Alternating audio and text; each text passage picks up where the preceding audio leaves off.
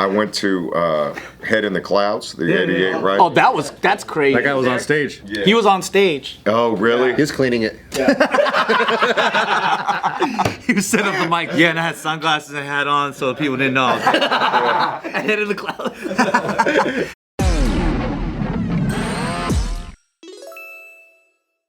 Welcome back to another episode of Careful Boys. We have with us Lyrics Born today, ladies and gentlemen.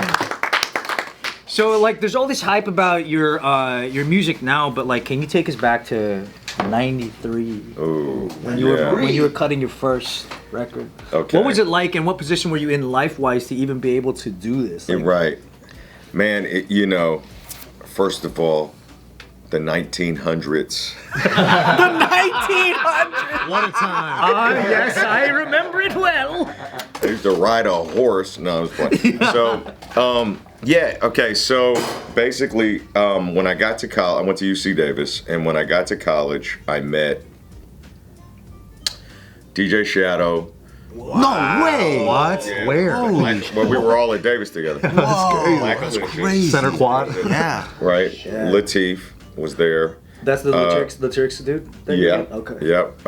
My wife, Joy Velarde, was there. And you met her that far back. Yep. Yep. College sweethearts. Yep. Jeff Chang, who was DJ Zen at that time, the author, Jeff Chang. I don't know if you guys know Jeff. Joseph Patel, who went on to produce Summer of Soul now with Questlove and the Sly Stone documentary. So all these guys that went on to do all this incredible stuff. So we all met at the radio station in UC Davis at KDVS. Jeff, who wrote Can't Stop, Won't Stop, and a bunch of other things, he was a little bit older than us. He had already graduated from Cal, and he was like, I got an idea. Okay, LB, you are working on a demo. Black Alicious, you guys are working on a demo. Shadow, you're working on a demo. Why don't we pool our money together and make a record? You know, at that time, obviously the internet didn't exist. I mean, I think email had just started. You know, I'm like 17, right? I think he was the first person I know that had an email address, and I was like, why don't I just call you? You know, and so between the 5 or 6 of us, I don't know, one guy had $100 from his job, another guy had a few $100s from a student loan, and, you know, we had a little bit of, you know, money from elsewhere and this and that, you know, and we put the money together and we recorded it. We recorded our first record at Dan the Automator's studio, which at the time, Dan had just graduated from SF State, and we recorded it in his studio, his parents' house, the basement studio that was probably about as big as this table. Damn. And underneath there was a trap door, and it was the actual crawl space of his parents' house. So if that was the mic, everything else was just dirt. Holy shit! You could see the piers that the house was on. Whoa. And that's where we recorded the first 12-inch. I think I was like. That was the vocal booth? Like you guys had dirt as the acoustics? Dirt. Yes. That's crazy. Dirt. Earth. Dirt. And I think I wrote it. That song, the song was called "Send Them," and I think I wrote it when I was like 16 or 17, and then recorded it when I was 18. And then back then you did vinyl, and it took months for it to finish. You know, like you'd send the tape in, and then you'd get it back from the pressing plant. The 12-inch vinyl like 6-7 months later. Damn, That's how long you had to wait. crazy. Right, so it came out, I think I was like 20 or 21 when it came out. oh shit! No way. Yeah. Like 4 years later? Or 3 years later? I wrote it like 4 years earlier. We recorded it about 3 years earlier, and then we recorded it, mixed it at Dan's, pressed it up, and it came out probably about, I don't know, maybe a year after we had recorded. What kind of music was it? It was hip hop. Yeah, it was very experimental hip hop. Oh, okay. And so the name of the song was "Send Them," and it came out in 1993. And I remember when we first got the first couple boxes sent to us, we were at this music convention. It was a famous music convention in the 90s called the Gavin Convention. And there's pictures of us. We're on the internet. We went to Kinko's, right? FedEx Kinko's. We printed up the labels.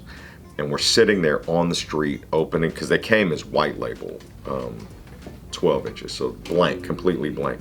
We're sitting there cutting the labels with scissors, peeling them off, sticking them on the records, and then we gave them out to everybody at the conference. And I went on that day. We went on. They had all these really awesome like showcase performances, and so I went on first. It was like 6 p.m. Like, who shows up at a club at 6 p.m.?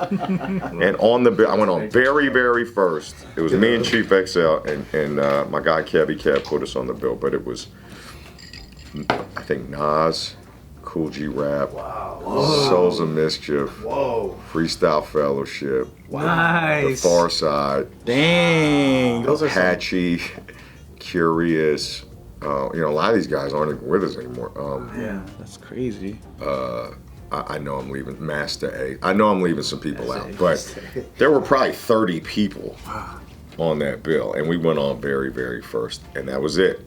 That day I became a professional. That day I became a professional. So one record led to another. So we basically started a record label in college, out of that radio station, and we put that record out, and then after that we put we took the money from that, put it back in, and we did an EP for Black Alicious called Melodica that came out in I think 94, 95. Took that money, put it back in, then we did the Latyrix album that came out in like 97, then took that money, put it back in, that became Black Alicious, Nia as the full album. Oh, that's a good album. Took that money, put it back in. Damn. And then it was Lyrics Born later that day, my first solo album, and then on it went. And that's basically how we started. So you guys just pulled it together and just kept upcycling over and over. Oh, okay. Yeah. So at no point everyone was like, "Can I get like $50 back? Cause I gotta go." That totally happened. Yeah. Oh yeah. Man, everybody's like, when am I gonna get paid? Yeah. Because meanwhile, we didn't realize it at the time, but we were part of this whole indie movement. Yeah. Because all of our peers were getting signed to major labels. And eventually that happened within our crew also. So Shadow got signed, then Black Alicious got signed. And meanwhile, all around us, like Souls of Mischief are getting signed. Jurassic 5 is getting signed. The movement started to gain steam, and Dilated Peoples got signed.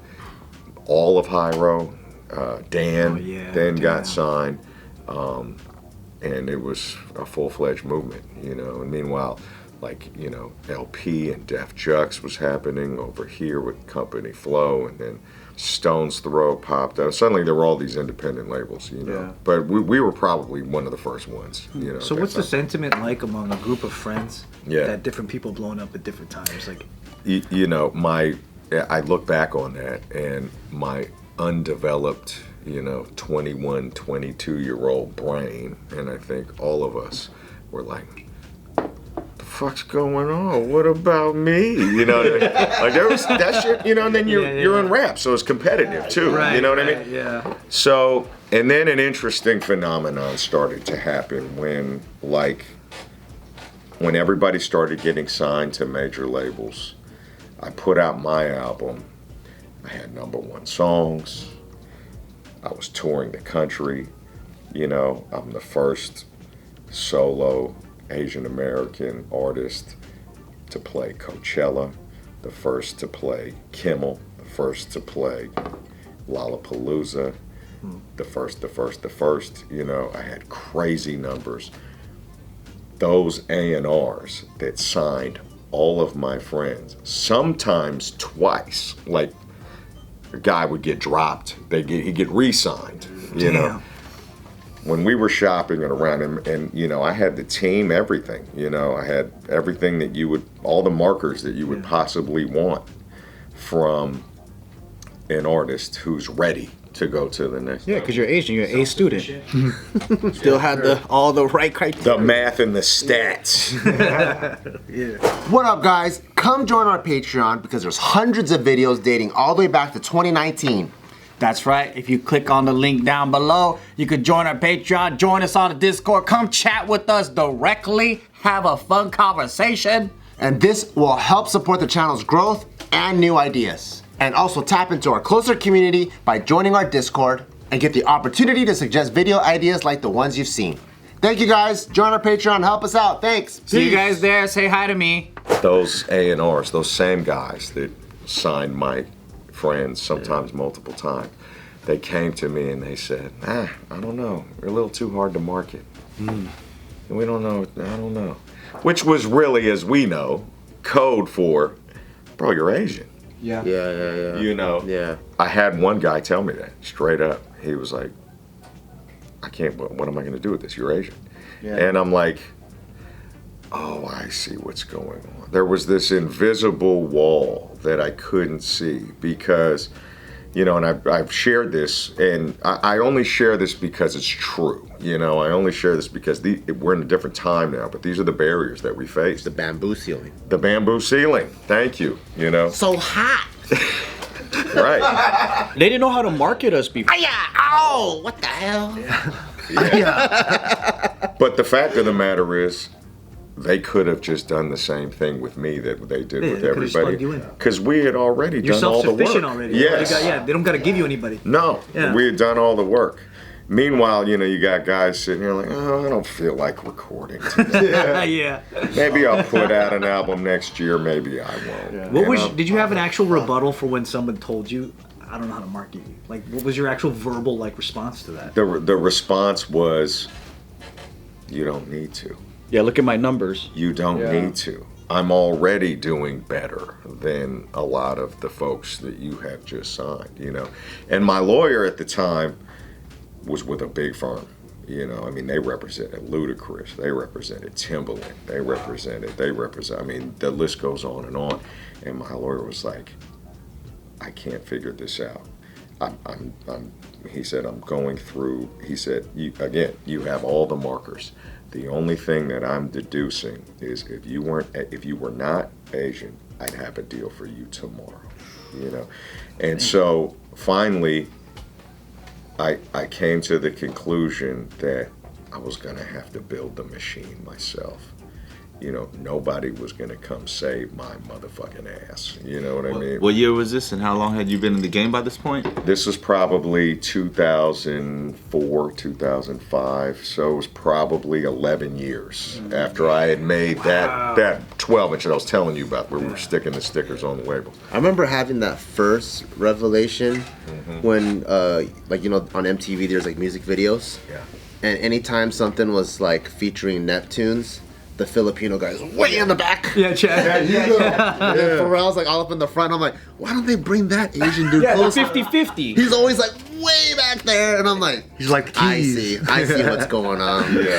Yeah. You know, it's but thankfully everything has begun to turn, you know. And I give a lot of credit to the internet, you know, because we suddenly were not dependent upon, you know, this guy sitting behind his desk, you know, to issue a contract or saying something. yes or no. You know what I mean? Yeah. Like, Did you ever have the, because I know a lot of artists at that time too were like, let's just go back to, bring this act to Asia.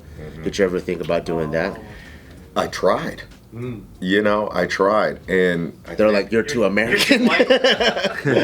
there was okay, here's what's interesting. Particularly in Japan at that time, New York hip hop was really, really big. And so it was really hard to get any looks. I mean, I still toured Japan and we still sold records in Japan, you know, pretty regularly. But as far as like taking off, there was definitely, at that time, there was definitely a very strong taste for New York style, East Coast style hip hop. So, but I distinctly remember like walking into labels, advertising agencies, booking agencies, management companies, promoters' offices. I never saw a single Asian for like 20 years. Wow. Not fucking one for like 20 years. So I realized at that point, I was like, I don't have any cultural leverage. All right. In any of these places. Did anybody ever suggest, like, you know how like this was happening a lot with Asians trying to break into the industry, where they'd be like, I got the solution. No.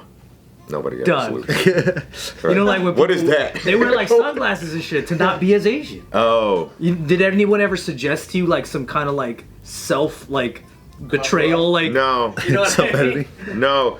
And okay, so think about it. Like we're 1993, 1994.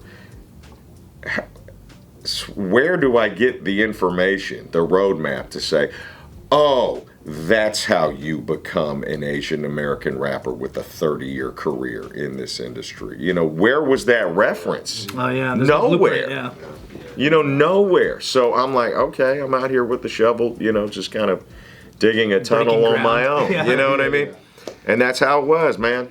That's how it was. We had a late night like DJ out here on 92.3, and his name was Theo. Yeah. And none of us knew he was Japanese. Yeah. We thought he was a big, strong black man. With the deep ass voice. Oh, the Yeah. sexy ass voice Yeah. guy. Yeah. Hey, yo, this is Theo.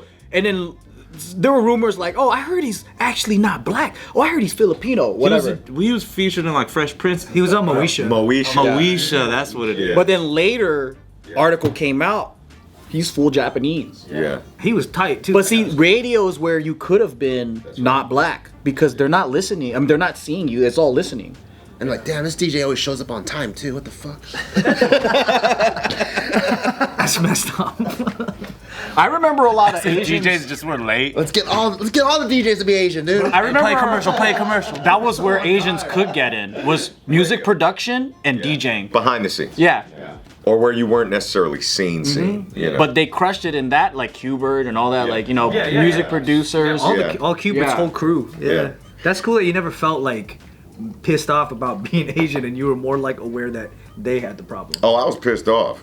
About being, yeah. about being Asian? No, I was pissed off that I was routinely having the door closed. Like the situation, huh? But you weren't like self-hating the way like some people respond to that. No more than the rest of us. I feel like when we started trying to get into entertainment, the door was kind of open because there was already like, at least in comedy, there was Margaret Cho, Bobby Lee, and all that. And then, but a reason why we got onto YouTube was because it seemed hopeless to try to do mainstream. Yeah. So then YouTube was a big blessing for our generation and our community. Yeah. And then these guys going on ABDC was like, oh, Asians are actually cool. That's fucking freaking dope. forever. Right? That is dope. Yeah. And I think all those little slices eventually make a loaf. And no one now knows they don't know the struggle right now. That's right. But that means we did it. That's right. Yeah. And I have to keep that in mind. It's like we wish we could have existed in a world where we didn't have to consider those things. You know, Right. like my son does not see. I mean, I tell him, and he's like, "What? Really?" You know. And you know, You're lying. so I went to Head in the Clouds, the '88, right? Oh, that's crazy. That guy was on stage. Yeah. Oh yeah. He was on stage. Oh, really? He was cleaning it. He was setting up the mic. Yeah, and I had sunglasses and hat on so people didn't know. Head in the clouds. And it was such a great feeling for me to be able to see that. You know, because again, for many, many years, I just felt like I was out on an island. You know what I mean? Yeah. So here's an interesting story to that point. So when Black Alicious got signed to MCA, right? Questlove, they were also on MCA. Questlove was obviously one of the most renowned music heads, producers that maybe our culture has ever seen. You know what I mean? He was a big Black Alicious fan. He goes to MCA at that time and he goes, "You need to sign these guys. You need to sign these guys." And he had everybody's ear at that time, you know. who the fuck am I gonna go to? You know, I mean, shit, George Takei, you know, right? He's got no pull in hip hop. I'm like, George, can you go talk to Russell for me, Russell Simmons? Or Pat Morita? Did you know Pat Morita? Yeah, who am I gonna talk to? Pat, big hip hop guy. You know, like we just didn't. That's my point. Is that we just didn't have any cultural leverage at that time. Yeah. You know, we didn't have anybody's ear. There was nobody of influence that could actually Like bridge that gap. That's right. Yeah. You know, That's hard. and you know, Randall Park, who's a great friend of mine now. You know. man. We talk about this all the time, and he has been him, and thankfully I have a lot of friends now in the business, but they understand. They've been through the same process and the same hurdles and the same struggle. Were you friends with him back when he was rapping too, like No. before his acting? No. That's No. wild. I saw him like freestyle for like, freestyle, bro. 5 minutes straight. Yo, that was a nasty freestyle. I was like, what the fuck? Did you watch He's Always crazy. Be My Maybe? No. He's in that with him, with Randall Park. Oh, you were in that movie. That movie's dope. They called me, That's cool. you know, and that was like, and for me at that point, I knew the world had changed. When that happened, I knew the world had changed. Because I show up on set, Asian director, all Asian cast. You know, this was just after Crazy Rich Asians too, so we were kind of like, it was a turning point in culture, right? That was one of the biggest turning points, I think. Crazy. biggest, Well, we're still kind of feeling that wave. I Right. feel like, you know, and Wait for Shang-Chi 2, baby. Gotta ride that momentum. and what we say within our friend group is like, wow, aren't you glad we stuck it out? You know, so that we can participate now. Right. But also, I think before too, a lot of people that just weren't talented, they use that as an excuse, and I seen it all the time in the Asian film festivals and stuff. And I'm like, man, you guys just blame white people. You just suck. Like, you're just not good. Like you had to have whack rapper people. Dude, they're like the most like. They don't want to get it. It's unbelievable, bro. Right? And I'm just like, I think you just suck. You and me, right, pal? It's because we Asian. I was looking at them. I don't know, man. You're hard to market. I don't know what to do. Well, you Crazy. can't market whack. It's true.